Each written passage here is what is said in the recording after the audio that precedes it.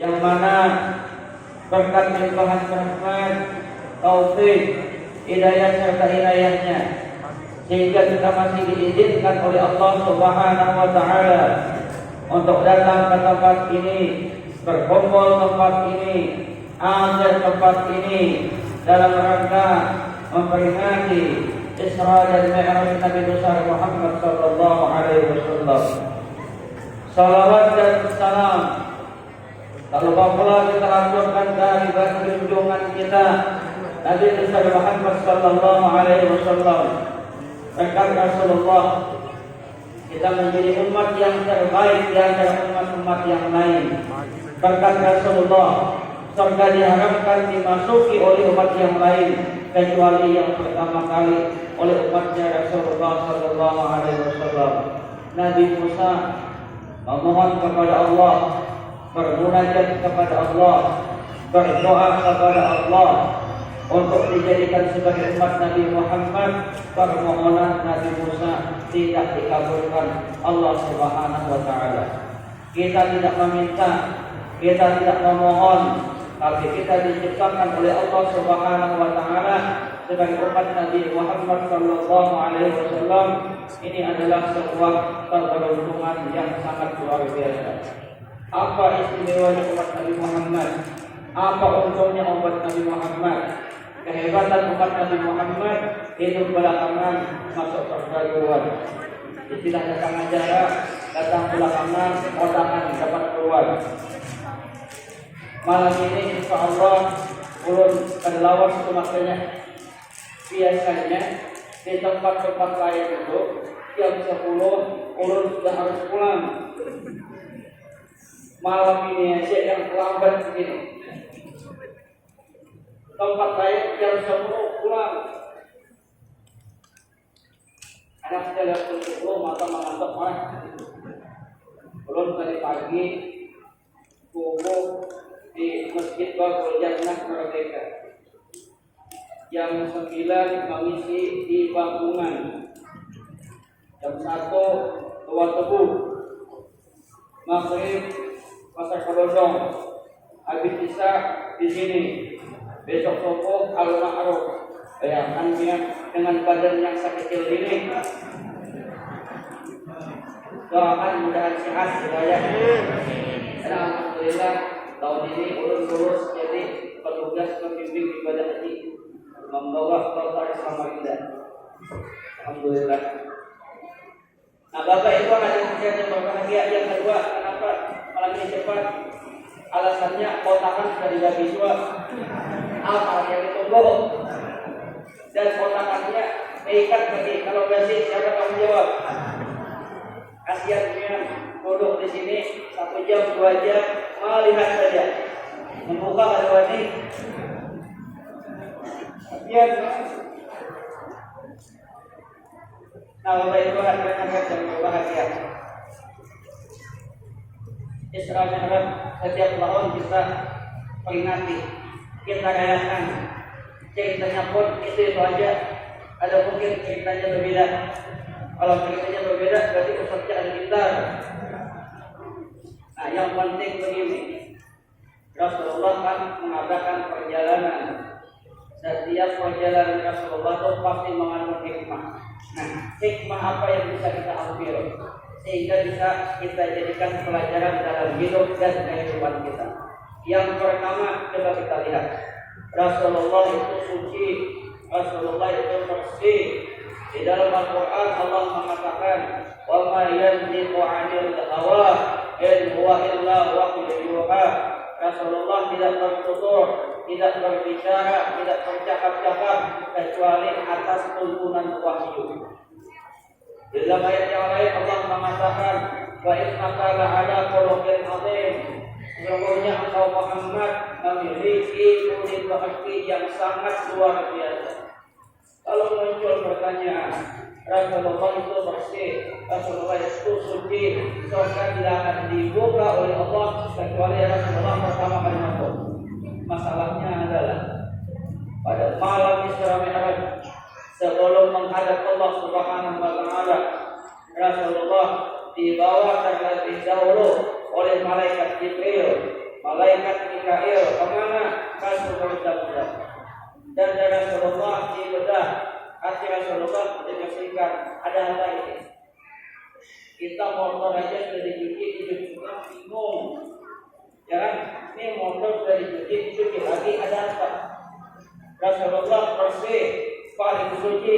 Kenapa mesti dada beliau dibedah? Kenapa hati beliau dibersihkan lagi oleh malaikat Jibril dan malaikat Mikail?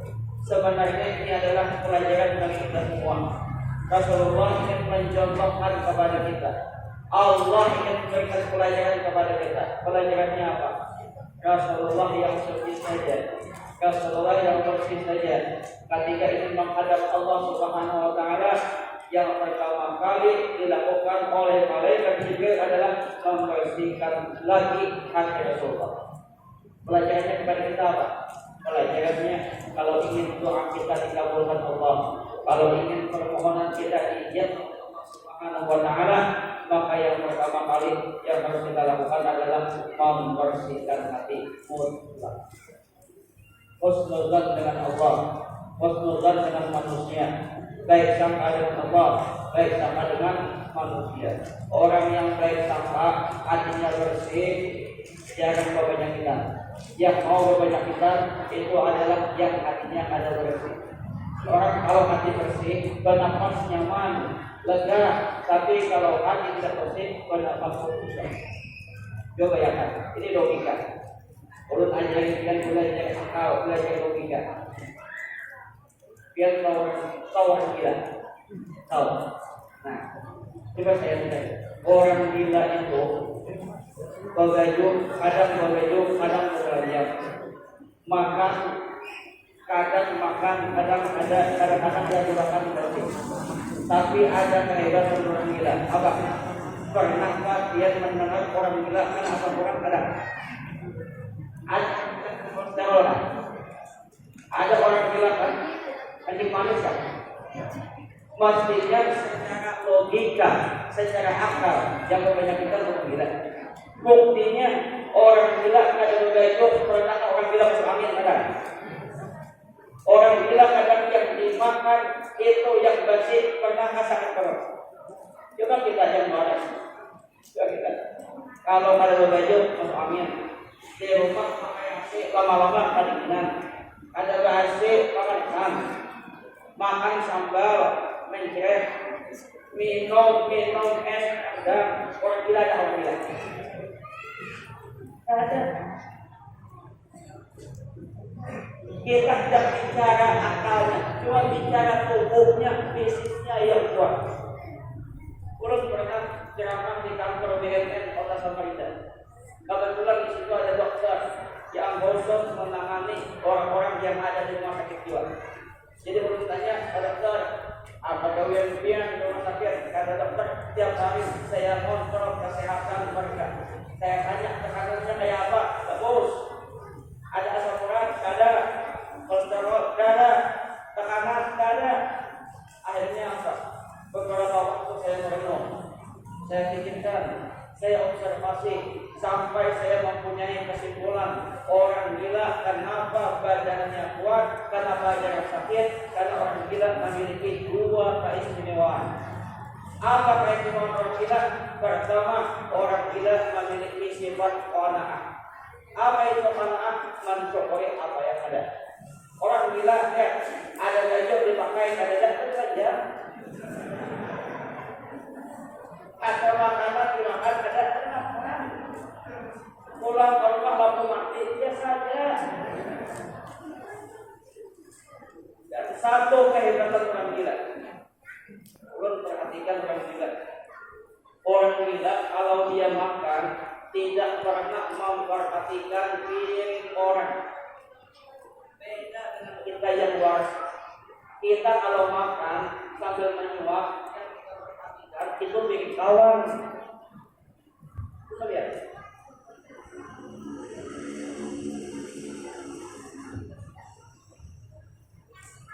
Tes.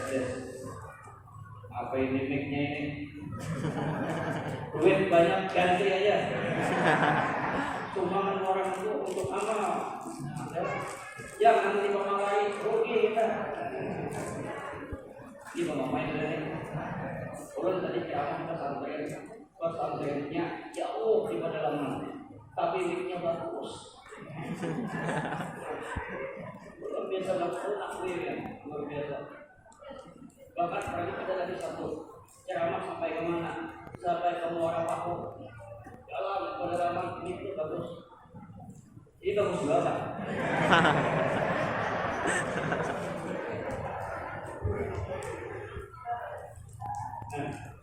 Ya Allah,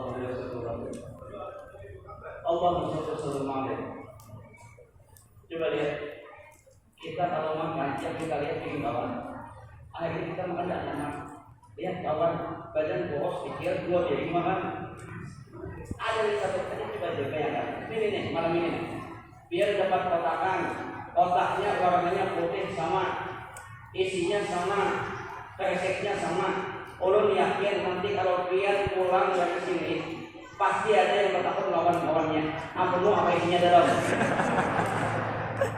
Saya percaya dengan panitia dong. Buktikan mesti ada yang kayak gitu. Padahal nasinya sama, lauknya sama. Cuma ketika membuka punya kawan, dilihat ayam dada. Punya kita saya bukan zaman dada. Kecil. Orang gila. Yang kedua, orang gila itu hidupnya enjoy. Biar perhatikan aja, ada orang gila menangis kan? Tidak ada. Orang gila itu dimanapun senyum terus. Beda dengan kita yang waras ini. Kita senyum dan tidak tergantung isi kantong. Ya, apalagi pegawai. Pegawai itu kalau awal bulan makan sari lauk, pertengahan bulan makan sari mie. Akhir bulan minum sayur, duitnya habis.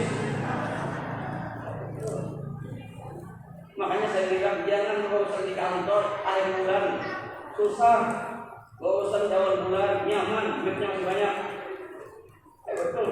Jadi ini enjoy hidup itu. Hidup itu Bapak Ibu dinikmati aja. Hidup itu dijalani, disyukuri, jangan dipikirkan. Yakin saja, yakinnya apa? Allah tahu yang terbaik untuk kita. Jangan ikut mengatur Allah Subhanahu wa Ta'ala. Belajar menyudahi hati. Bagaimana menyudahi hati? Allah tidak mesti mengabulkan keinginan kita, tapi Allah pasti memenuhi kebutuhan kita. Ulangi. Allah tidak mesti mengabulkan keinginan kita, tapi Allah pasti memenuhi kebutuhan kita. Yakin aja. Belajar keyakinan di dalam hati, menumbuhkan keyakinan. Kenapa? Rezeki tidak akan pernah tertukar, jodoh tidak akan pernah tertukar. Jalani hidup insya Allah damai. Jangan bandingkan diri kita dengan orang lain. Selama kita membandingkan diri kita dengan orang lain, hidup adalah dia. Pian bandingkan diri pian dengan diri orang adalah dia. Ibu-ibu bandingkan laki pian dengan laki orang adalah dia. Nikmati apa yang ada. Dapat bini lama demok kalau tak perlu itulah. Sekali-kali awal jadi bantal. Dapat bini yang kecil halus, alhamdulillah nyaman diangkat-angkat. Selalu ada jalan keluar. Nikmati, disyukuri, alhamdulillah. Ulun berceramah kesana kemari, siang ini siang ceramah kesana kemari. Yang melihat pusing, ulun santai ya. Tenang aja. Nikmati hidup itu. Yakin-yakinan. Makanya melatih keyakinan ini berat. Orang kalau tidak bisa melatih keyakinan tidak bisa. Perlu melatih keyakinan. Dulu di kampung ulun ada preman. Preman anak naik haji. Mau naik haji. Orang Banjar itu punya filsafat. Punya filsafat apa?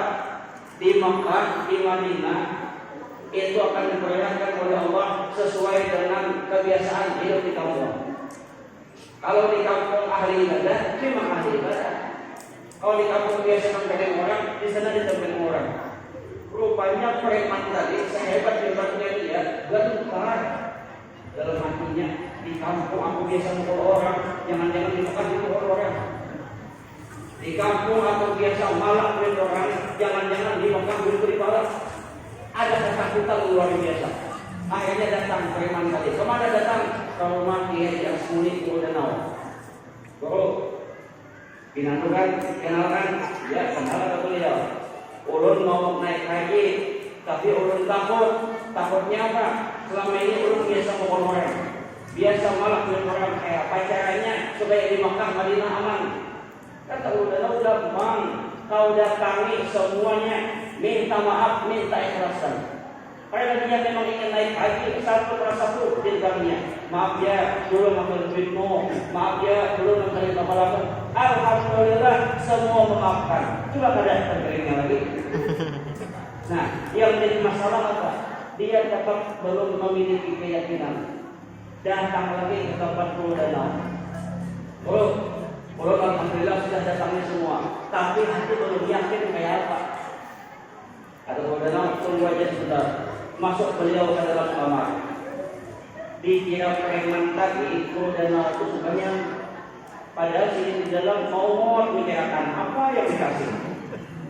Secara sangat berkontra terpenuhi sudah. Akhirnya Pulau Danau mengambil kertas, ditulis kertas dari oleh beliau. Kemudian kertas tadi dilipat-lipat. Habis dilipat keluar dari kamar, kasih kepada preman. Kata beliau, ya sudah, kalau kau masih belum yakin, ini, bawa kertas ini. Ini ada tulisan di situ, sudah berlipat-lipat, bawa masukkan dalam tas dan jangan dibuka-buka. Rupanya preman melihat ada kertas muncul kayak gini. Kata preman, jangan-jangan jimat ini. Lalu dia memiliki keyakinan, maka pulang ke rumah, letakkan kertas yang dilipat-lipat tadi di dalam tas paling bawah. Berangkat haji. Habis berangkat haji, Jeddah aman, Makkah aman. Sampai di Makkah ada keinginan untuk membuka. Kenapa? Selama lebih daripada 2 minggu di Makkah aman. Tidak ada yang berani menyentuh dia. Tidak ada yang berani mengambil duitnya. Dalam hatinya hebat. Memang ini amalan Pulau Danau. Ingin membuka, tapi ingat pesan beliau, jangan dibuka. Akhirnya apa? Ke Arafah, ke Mina, ke Madinah, sampai kembali lagi ke kampung halaman. Sampai di kampung halaman, beliau langsung masuk kamar. Sampai di kamar, dibuka kertas tadi. Ketika dibuka, preman tadi ketawa langsung. Kenapa ketawa? Ternyata waktu dibuka, tulisannya cuma 2 kata. Apa tulisannya? Selamat jalan. Ini bukan masalah tulisannya, tapi melatih kayak